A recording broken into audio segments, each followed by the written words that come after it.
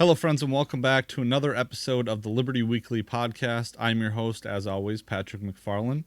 This one is episode number 125, and as always, the show notes may be found at libertyweekly.net/125.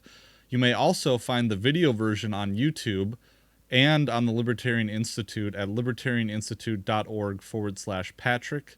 I would all kind of implore you guys to watch the video version of this one. I think you'll get a lot more out of it, as you'll see. We'll be looking at some Harry Browne lectures and some of Thaddeus Russell's video podcast. So really excited, looking forward to that. But as you all may have noticed, this is my first episode in over a month. And in that month, I made a conscious decision to step back from politics a little bit and focus a little bit on my family, myself, and my job. It was really great, actually, very refreshing, but it spurred a lot of thoughts, and I wanted to share these thoughts with you guys here today. I spent a lot of time supplementing my record collection. I don't know if I really shared that much with the show proper, the Liberty Weekly podcast. I'm very much into music. I've been collecting records, and so I found that very rewarding and enjoyable for myself. I've also been reading fiction, and like I said, just spending a lot of time with my family. I found it very beneficial, but we'll get to that. That's kind of the theme of this podcast episode. But it felt really good. I deleted Facebook and Twitter from my phone. I was a little less informed on issues, but we'll kind of get into that too. So while I made a conscious decision to step away from politics, I did not make a conscious decision to step away from the podcast. I really just found that the podcast slowly just fell down my list of priorities as I focused on, again, my life, my family, and my job, and I guess maybe getting my own house in order a little bit more. And in that time, I had a lot of thinking to do, reflecting on the role that the podcast has played in my life in the past 2 years and how it has brought politics into my life and how I've kind of centered on that. And that has kind of been the focus. I mean, aside from all the, going through law school and the career changes, my main interest was politics and the state and hating the state. And I think there's a real sickness in the hearts of ANCAPs or libertarians, and mainly in the libertarian online community, I think it is, this fixation on hating the state and letting it kind of envelop your life and make you less free. So this is a topic that I wanted to explore in this episode, and I hope that you'll find it helpful in your lives, and I hope that you'll find it healthy. So as I embarked upon this hiatus, if you will, I came across this very issue in Thaddeus Russell's podcast, his live show that he did with Dave Smith and Nick Gillespie from Reason Magazine. And it comes up around the 48-minute mark, and I'll take you right there in a second. But what I've really, just from the outset, I think that this is a conversation where Nick and Dave Smith are really just talking past each other. And, Nick, he is kind of a milquetoast beltway libertarian, and he's a libertarian universalist, where I think that the main problem with beltway libertarians is that they want to create a new libertarian man. And you'll see this coming up in the conversation. But he strikes upon a chord in a point that I would like to develop a bit more. I think the problem with it is that Nick wraps it in this beltway libertarian universalist milquetoast kind of covering. And so what happens is that Dave and maybe Thaddeus a little bit latch on to this part of it that they don't like, but in latching onto it, they really argue against a straw man that they've created, but they really try to attack this milquetoast Nick Gillespie, just the way that he frames things. And I say this with respect to everyone involved, of course, but they really miss the point that he's making, that I'd like to develop, except not wrap it in that milquetoast Nick Gillespie, Reason Magazine, beltway wrapping. So here we go. I mean, when it comes to politics, and I guess this goes back to the anarcho-capitalism versus libertarian thing, I'm just not a utopian. Like, I don't care enough about politics to be utopian, and all I want, I'm happy to spend a little bit of time thinking about it and trying to make marginal increases in autonomy and freedom and things like that, and then I want to spend most of my time reading and writing the stuff that I'm interested in and kind of living my life. But anarcho-capitalism and the anarchism that I'm attracted to is not utopian. I mean, right? You don't hear. I think it's the antithesis of utopia. I never hear. I think it's no, but it is in that we want the absolute destruction of the state. All right, so right away here we have Nick Gillespie doing his milquetoast thing, his anti-radical libertarian thing, and saying, "Oh, a voluntary society is utopian." And of course, Dave Smith jumps on it. Well, first Thaddeus jumps on him, and then Dave Smith joins in and really globs onto that, saying, you know, the canned libertarian response. Well, I don't think it's canned. I think it's a good point. But the point that believing in a state is utopian. Then Nick Gillespie clarifies himself and says, well, it's not necessarily that the end result is utopian, which I think Nick Gillespie would think that the end result is utopian, but it's that this idea that we're going to be able to completely abolish the state is a utopian idea. Maybe completely abolish the state within your lifetime. It's an unachievable idea, which I think has some merit. So let's see how Nick develops that.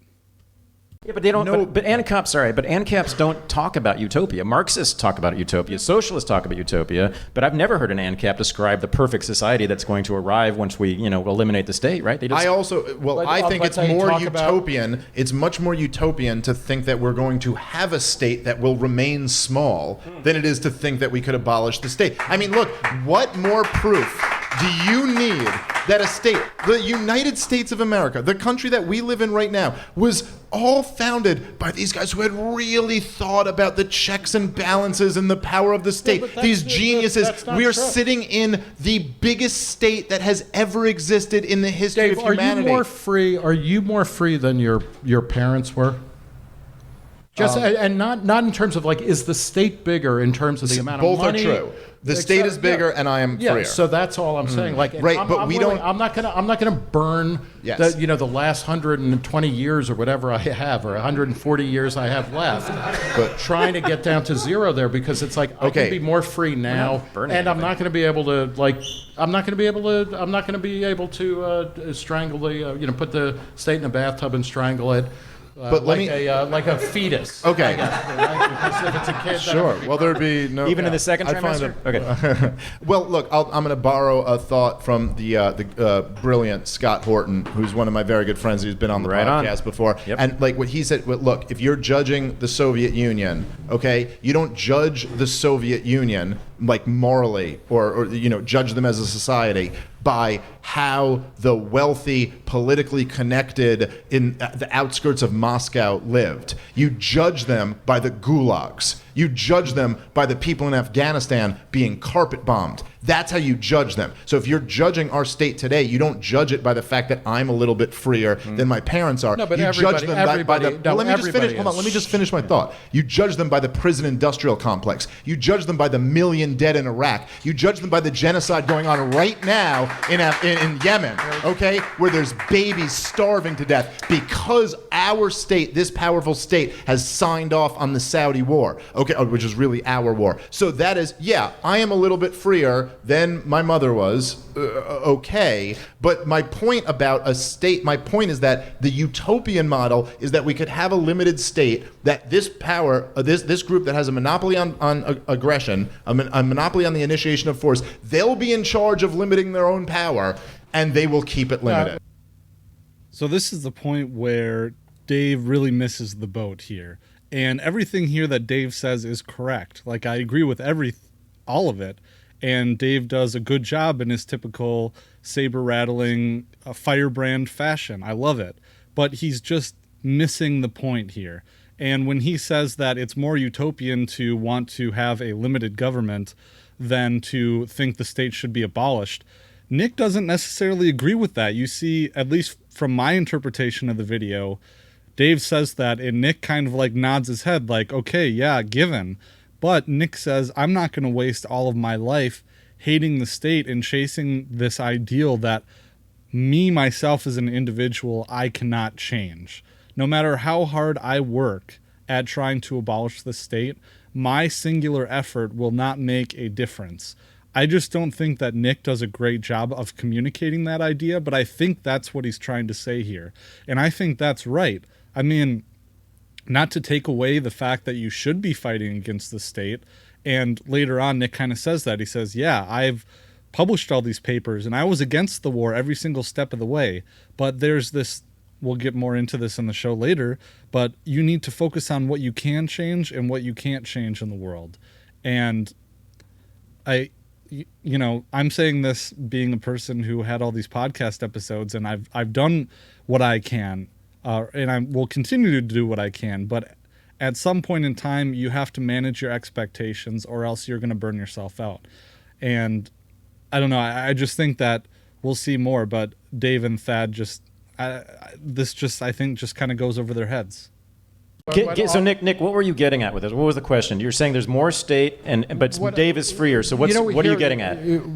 There is a paradox and there's a limitation to libertarian thinking, I think, or narco-capitalists, and you hear various people talk about this, that if the state grows, individual freedom or liberty shrinks. It's a zero-sum game. That's it, okay. I think that is fundamentally false. And here is one thing I'll say. As a libertarian, one of the ways that we need to free our minds to really get to a space that would develop a world that's very different, if you spend all of your time muttering under your breath about the fucking state and this and that and this and that, you are wasting valuable energy that could go into the creation of an alternative world that you could be living in right now. That's all. And again, this is not really a win or lose kind of conversation or something like that. What I'm saying is we need to be thinking much more broadly about what does human freedom mean. And and this is where I think libertarians and anarchists are different.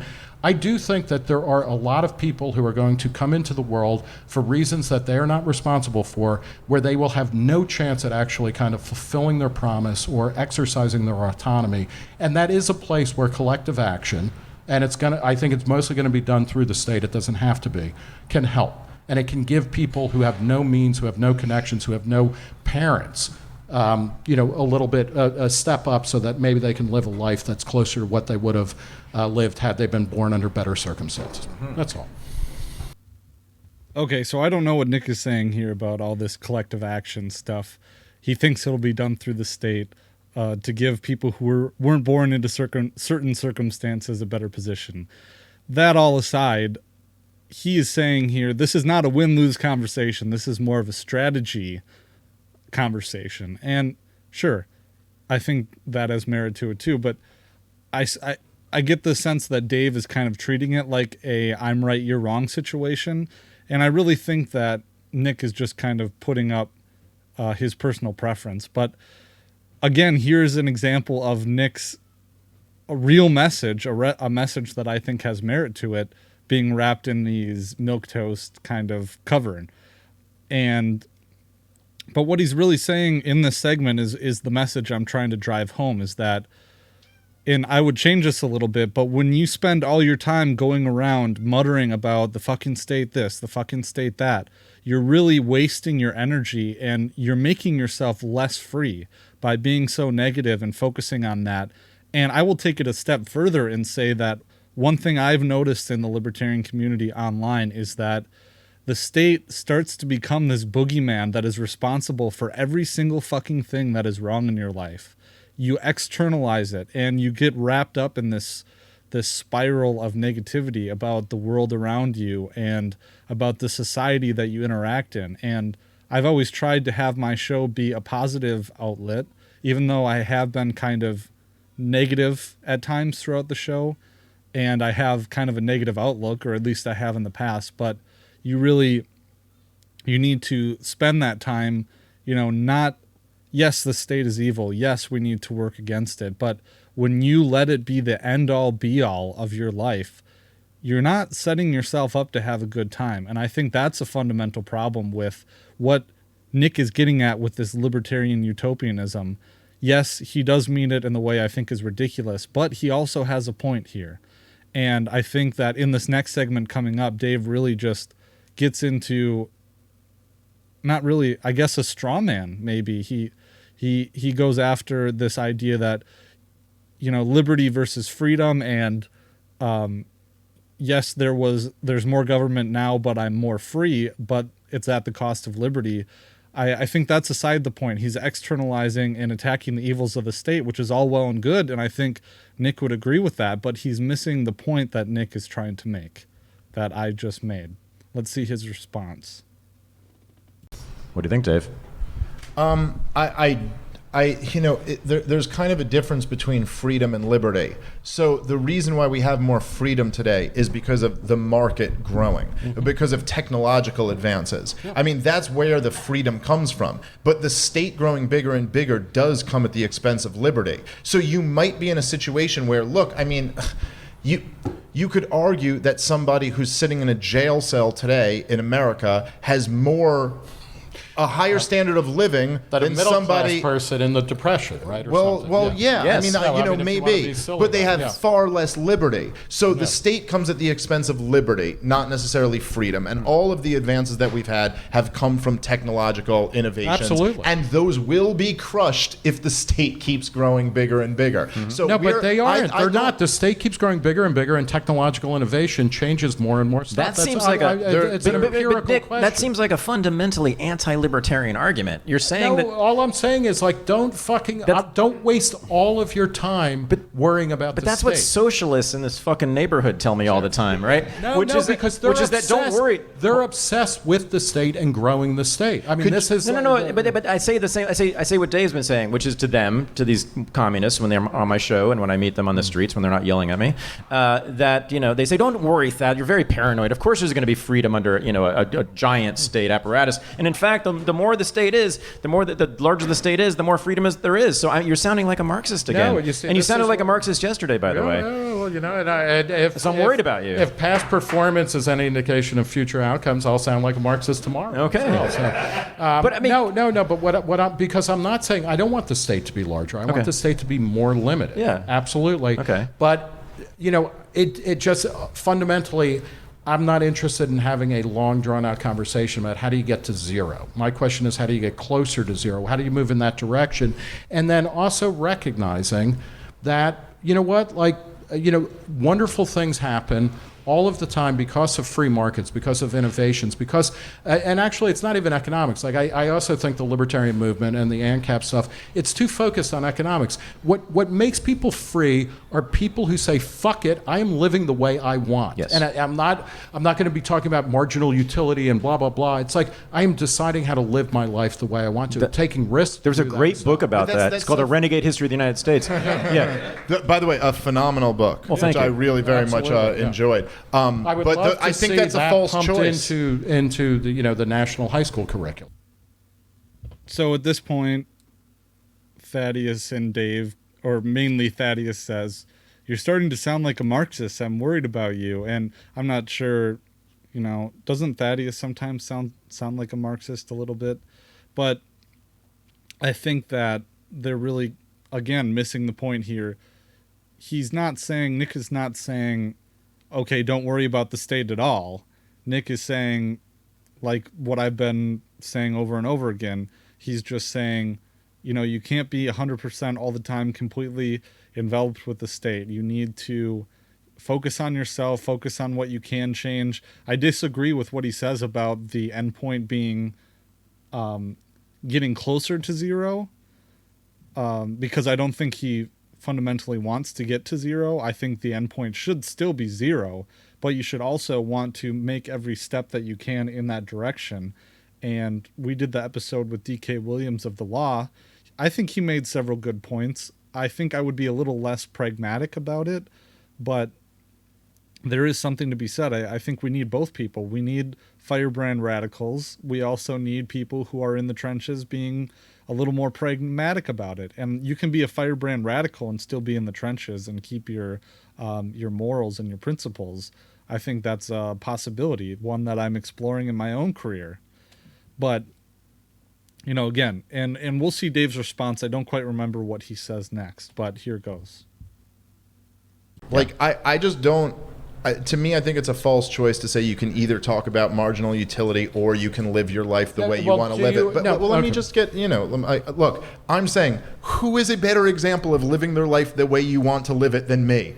I'm a comedian podcaster, and I support my family off of this. Like, I'm doing very well. I am doing that. However, to say, let's just not pay attention to the state, like, okay, let's not, okay, well, how about those fucking babies starving to death in Yemen right now? How about the people rotting away in fucking cages all around us? So, okay, let's just not pay attention to that. Let's just not pay attention to the fact that all these people, it's like, that's what's happening here. So if we don't pay attention to the state, that's what we're ignoring. That's a false choice, because I work for my job is to, like, I've written my entire life against every military intervention that the U.S. government has done. I've written against prison policies. I've written in favor of ending drug prohibition. I've written in favor of drug use. I mean, these are like, in a weird way, maybe you are doing more of the world that I say I should be doing, and I am doing more of the world that you're saying you're doing, because all I do is fucking write about how the government is too big, it's inefficient, it's bad.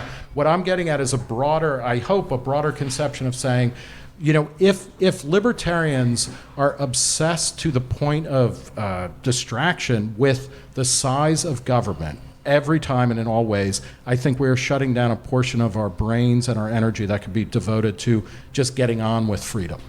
That's all.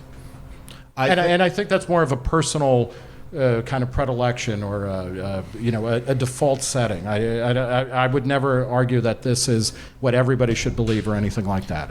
I take the opposite. I think that the greatest struggle in human history is tyranny versus liberty. There is nothing that has been the greatest tyranny by far has been the state. Not to say there aren't others, but there's nothing that could even come close to comparing to it, or competing with it.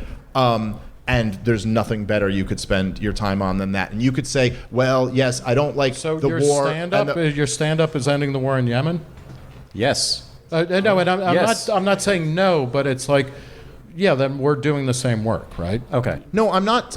It's not an attack on you as a person. I'm disagreeing with what you just said, and I'm saying that if you you can't separate. Well, there's this war on Yemen, and then there's also these people sitting in cages, and but then there's just like the economic stuff, which we don't need to waste all our time with. Do you know what the income tax is? Do you know what it's done to people? What it's done to families? You know how many people have been ruined? How many divorces, suicides, destroyed families over the debtor's prison? Wait. Do you equate the indiscriminate bombing of absolutely innocent people in foreign countries, or systematically putting whole populations of bad ethnic groups in jail for their lives, with the difference between paying 39.6% as a top marginal rate and 30? Well, 30. No. No. It's that it's theft, right? That it's all theft. It doesn't matter what the percentage is your position, right? Yes, so it's theft, obviously one is worse than the other, but they're all evil. It's pretty damn bad either way. Yeah. I mean, I'm sympathetic to all what Dave is saying. That's why I love the guy. But let me get. Do you guys want to continue talking about libertarianism?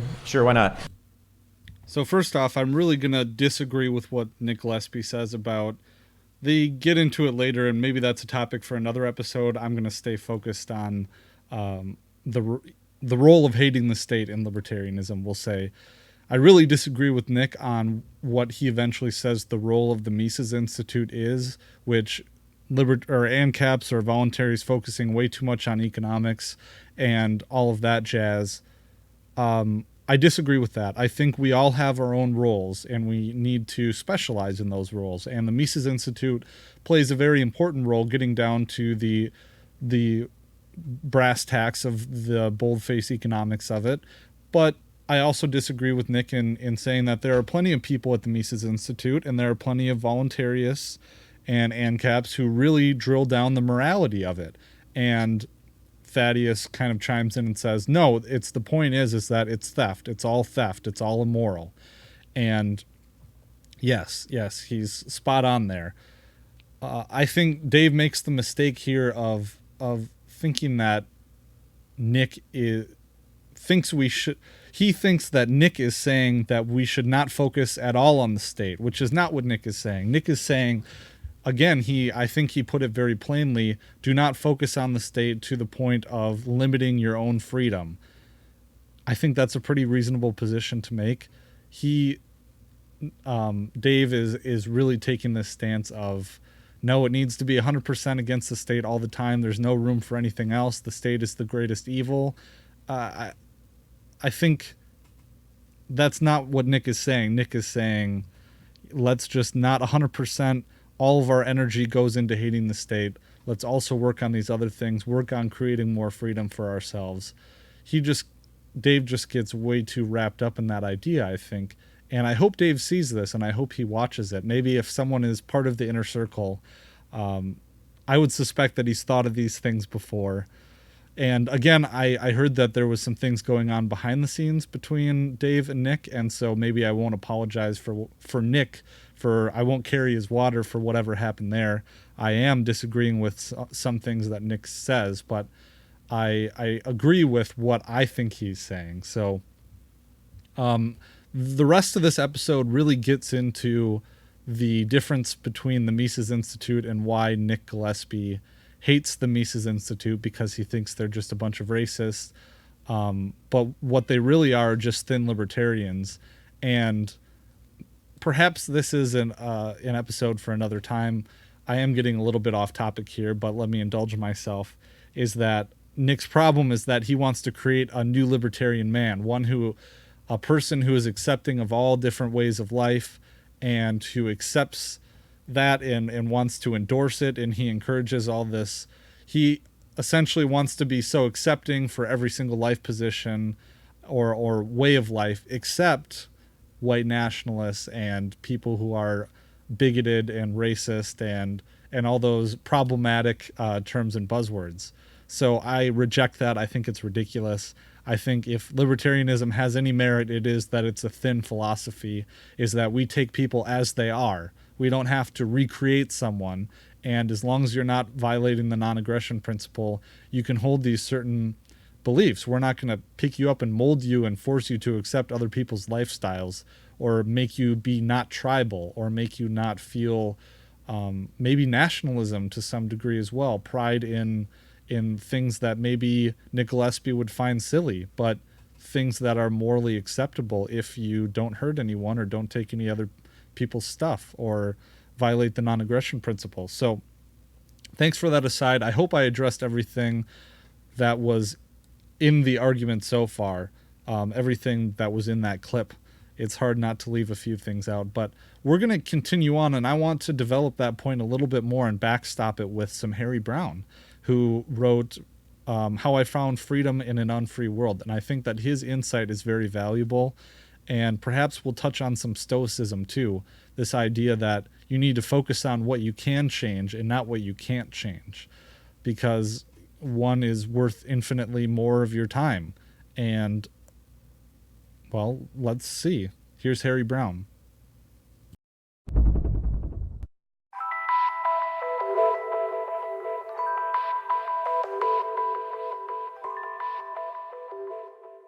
I wrote How I Found Freedom in an Unfree World to demonstrate that by following unrealistic premises, we give up a tremendous amount of freedom of our own free will, if you can stand the irony.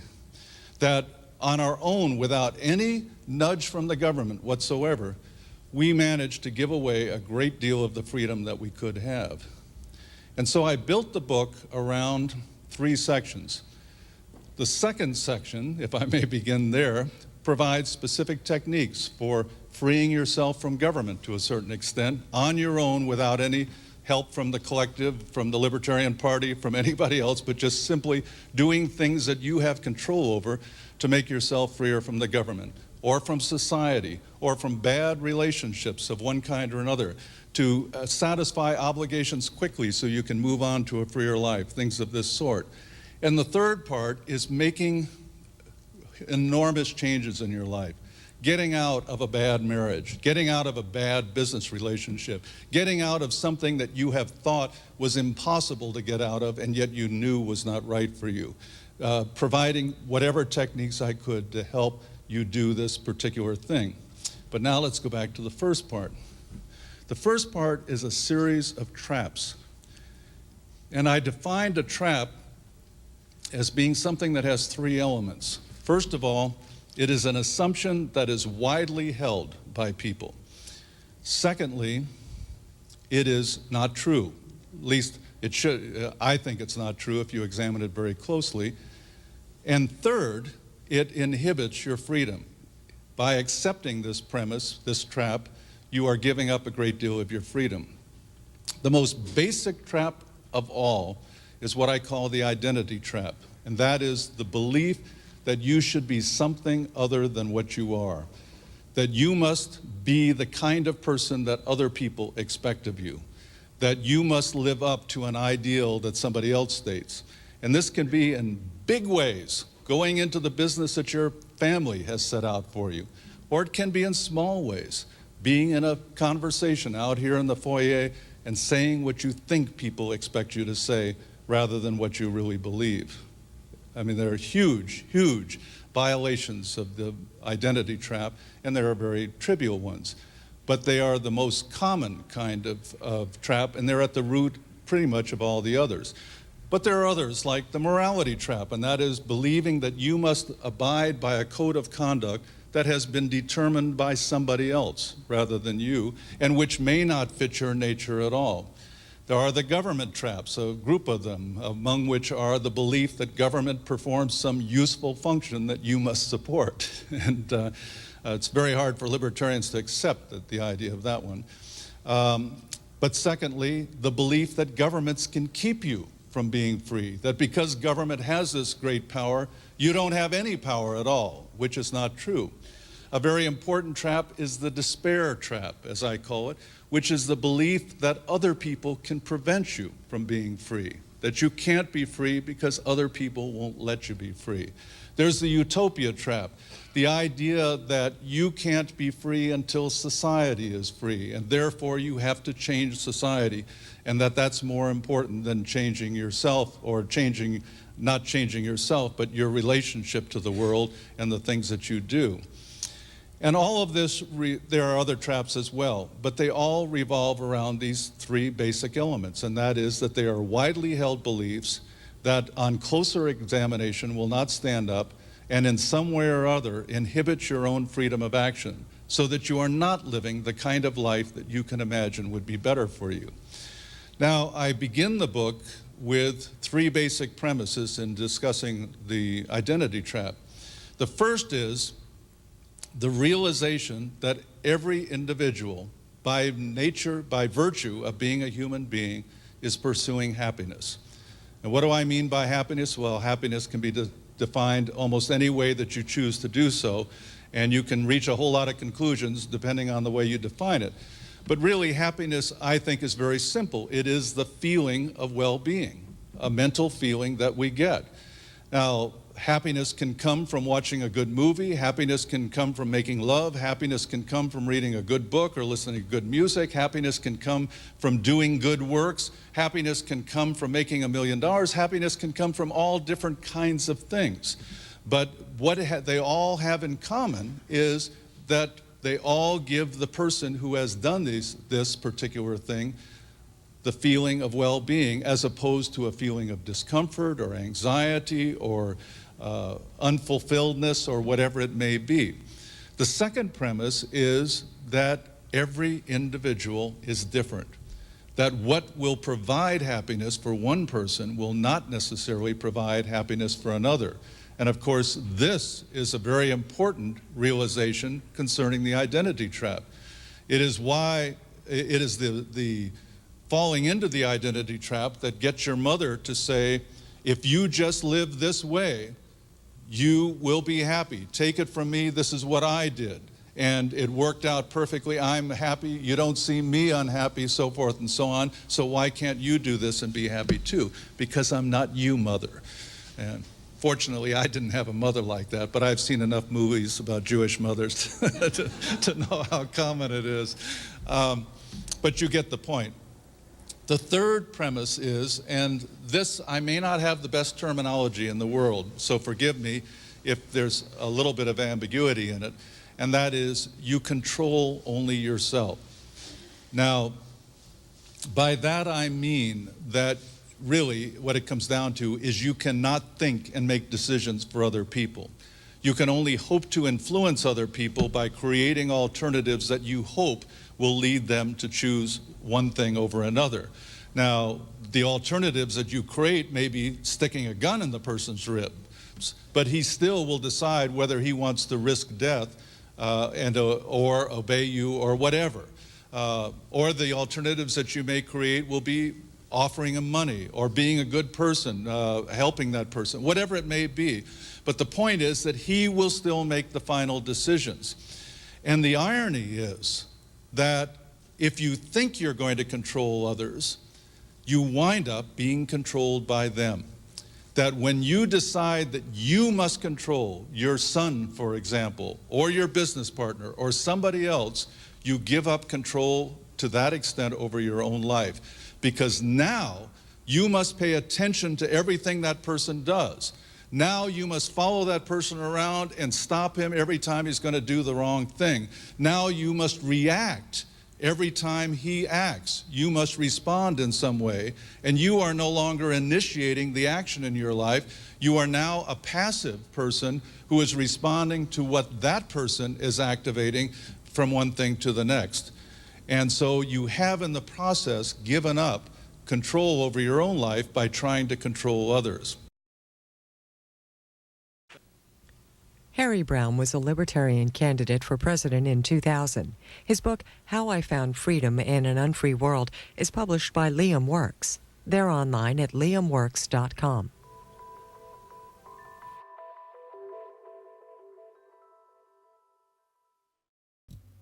Okay, so I found this very useful from Harry Browne, and I hope that you did too. I just wanted to focus in and replay a certain portion of that video right there. That one. But secondly, the belief that governments can keep you from being free, that because government has this great power, you don't have any power at all, which is not true. A very important trap is the despair trap, as I call it, which is the belief that other people can prevent you from being free, that you can't be free because other people won't let you be free. There's the utopia trap, the idea that you can't be free until society is free, and therefore you have to change society, and that's more important than changing yourself, or not changing yourself, but your relationship to the world and the things that you do. Okay, so that is the most important one that I'm keying into right here, the utopia trap, and maybe this is what Nick Gillespie was referring to, and I suspect that Nick Gillespie was specifically referring to the points that Harry Browne makes, because it is a very important trap here that I find that I fell into, and I find that other libertarians around the internet are falling into, is that you can't be free, in this fallacy that you can't be free or find freedom or happiness for yourself until society is free, and that there's this great war that we are raging. And of course that's true. I feel like we are doing important things and trying to spread freedom, but it comes at an expense, and it comes, for me personally, I am burnt out. After 2 years of doing this show, I am sick of thinking about libertarianism. I'm sick of thinking about the state. In the past 2 months, and you'll see if you're watching the video version of this show, I've recorded this episode, you can see my beard length is longer here. Over the series of weeks I've recorded this episode, I just don't have anything else to say, man. I've thought about doing episodes for the last 2 months. This is not fun for me anymore, and I think when you find that doing podcasts, like the reason I started this show was because I was in that evangelical libertarian phase, and at that point I was so excited by these ideas, and I still am kind of excited by these ideas, but I just needed that outlet. I needed to talk to somebody, or at least express my thoughts, or try and change the world, or spread these ideas, and I got so wrapped up in that. And when you are doing this for such a long time, and you aren't seeing quite the results that you would have wanted, or when you are seeing that nothing you do is making a difference really, and when you also suspect that the reasons you're doing it are not necessarily to spread the ideas, but to make yourself feel important and make yourself feel like you're making a difference, it really goes from being something that you do because you enjoy doing it to something that is unhealthy and negative and really takes control of your life and gets you wrapped up in these traps that Harry Browne is talking about. And I see this so much on Facebook and Twitter, and I'm not sure if it's like a social media thing or if it's a libertarianism thing. And it could just be a social media thing that is being displayed by the libertarian community. I'm sure that this is not unique to the libertarian movement at all, but it is unhealthy. And I would implore pretty much everyone that I'm seeing on social media to go live your life. But at the same time, though, what Harry Browne is saying here is that you have to figure out what works for you and figure out where your place is and what makes you feel happy and feel fulfilled. And for me, this is just not working anymore. And I feel like this isn't a breakup video. I still want to do podcasting, but I really have reevaluated the role that it's played in my life. And being an attorney in a successful firm and developing my career, I'm getting more from that than I am from podcasting. And at the time that I started this show and I was doing it for 2 years, I was in law school and I needed the outlet. At this point in time, I'm being so intellectually challenged every day, being a father and being at my job, and developing my career, that's enough for me, at least for now. And at some point in time, as once I can get the production of this show down, and I'm looking at ways to do that to make it a lot easier. And making these videos is a lot harder too. It takes a lot of production time. So if I could, strip that down and just get to an audio version, but at the same time, I still have to have something that I am driven to say myself. And I am burnt out. I can't even listen to libertarian podcasts anymore because it works me up. And, I started seeing physical signs that I can't keep doing this show the way that I used to be doing, and I can't envelop myself in politics anymore. And maybe that's a personal thing, but I also suspect that I'm seeing a lot of these things in people that I interact with in the libertarian sphere. The burnout or the Twitter wars and the frustration and anger. And I suspect a lot of it comes from externalizing your anger and using the state as a scapegoat and an excuse for all the problems in your own life. And I want to move past that. And I think maybe at this point I'm in a post-libertarian, like I'm still a voluntarist. I still believe all those things. I'm still convicted. I'm still principled, but burnt out, and like witnessing the physical signs like high blood pressure and anxiety and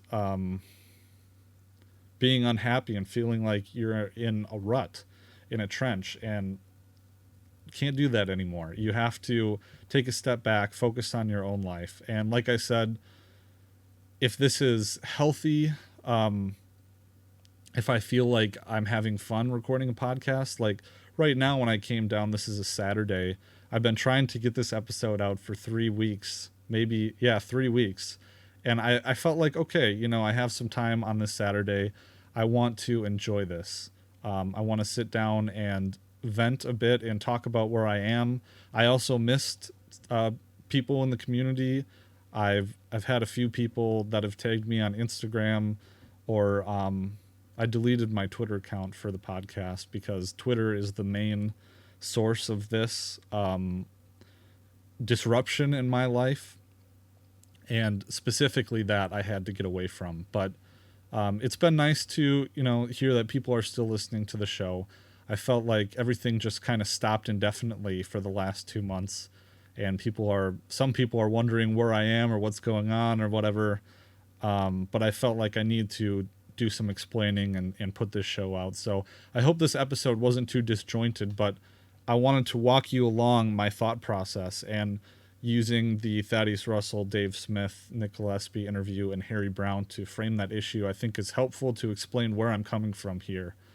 But at the same time, you got to do you. And there's wonderful people like Dave Smith and Pete Raymond. And I don't know did he do another name change? I'm not sure. But wonderful people that are in this sphere. And I don't know if it's because they can devote.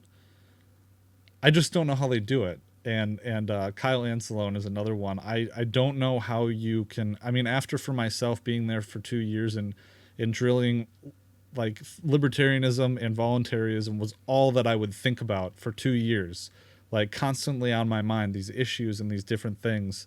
And I suspect that it would have to be the same with them, because how else could you do a show 3 times a week or even more than that, or with Tom Woods do a show every day, without putting up certain compartmentalizing, like, okay, from, I don't know, for 2 hours today, I'm going to think about politics, but after that, that's it. I don't know how they do it. I don't know how they stay sane. And maybe, like Harry Browne said, you got to figure out what works for you. And if this is the thing that is a continuing source of positive energy for you, then that's great. And like I said, I got to the point where the podcast was running my life and I wasn't running the podcast, and that's not healthy, and that's over. So now on my drive to work, I got a Spotify subscription, which is amazing. I was always a pirate, I would always get my music that way. That takes so much work. I'd rather pay $10 to have unlimited streaming of all the music. And so now when I get to work, I'm feeling refreshed. I'm ready for the day, instead of having a heart rate that is up, having chest pains and being angry about something, or having this impending doom or this feeling of helplessness or this anger at things that I really can't control.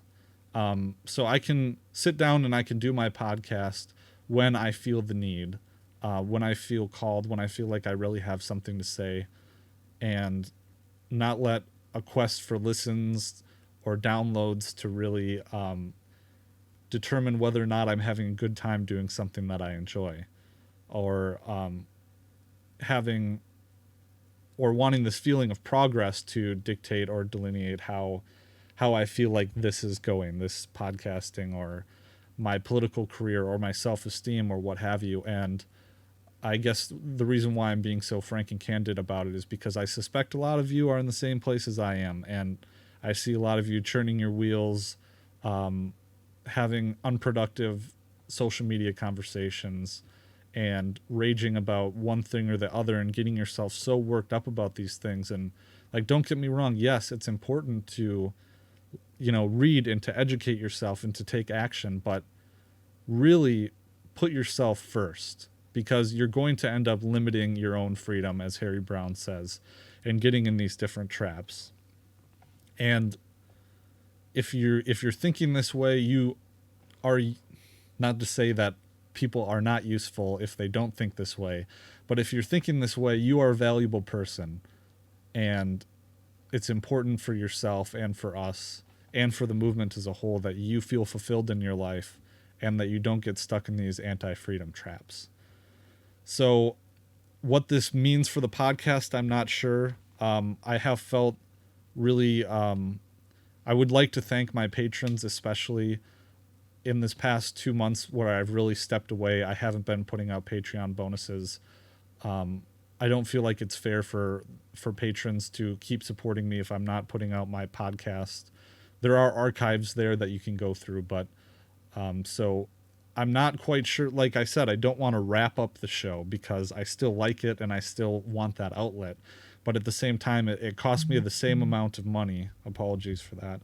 It cost me the same amount of money to host the show logistically, whether I'm putting out an episode a week or 2 episodes a week or not. So I don't know where I stand with that, and frankly, I've been too focused on, other things, personal things, than to really so I'm in a state of limbo, I guess is what I'm trying to say. And I'll try to put out shows. I can't promise any regularity, but like I said, I'm not going to let the show keep running my life. And I'm going to run my life. So I'll be putting this show out, and maybe we'll see where it goes, I guess. But like I said, it's not my main priority. But I really appreciate you all listening, and I would implore you to go back to the archives and listen to previous shows, because before I got into the Libertarian Institute feed, I only had maybe 300 or 400 downloads per episode, in which case there's a lot of great content way back there that you all should go back and listen to. And we'll see where this goes. I mean, like, as I get more experienced in my career, I'll have a lot more legal insight and content to throw your way. And as I'm dipping my toes back in the water, maybe I can bring that back. But I just appreciate all of you listening. It really means a lot to me that you would listen to this show. I would encourage you to spread it. And I guess that's it, guys. So if you would like to, kind of share what you think about this episode with me, my email address is patrick.mcfarlane@libertyweekly.net. That's MacFarlane, McFarlane.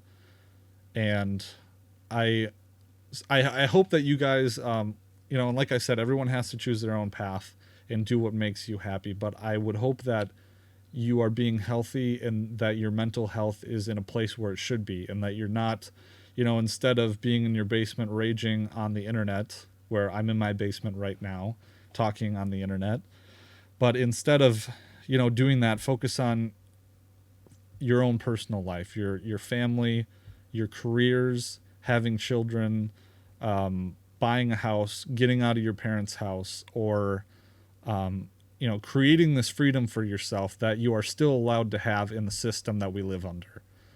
And I think that should be the most important thing. Don't let yourself be unhappy because the state exists. So thanks so much. I really appreciate you listening again, and we'll catch you next time, whenever that may be. Oh, and one more thing. Sorry, I forgot to mention this. There is not an infinite, but a much higher chance that my next podcast will be put out on my side show, Liberty Bigly, because the production is way easier on that. And I'll hold it up. Maybe you can see my phone here. It's on anchor.fm, Liberty Bigly. Search it in the iTunes feeds, or just, there will be a link in the show notes page for this episode too. But there's a lot more stuff on there. It's not always libertarian, but I think you'll like it if you enjoy listening to my content. All right.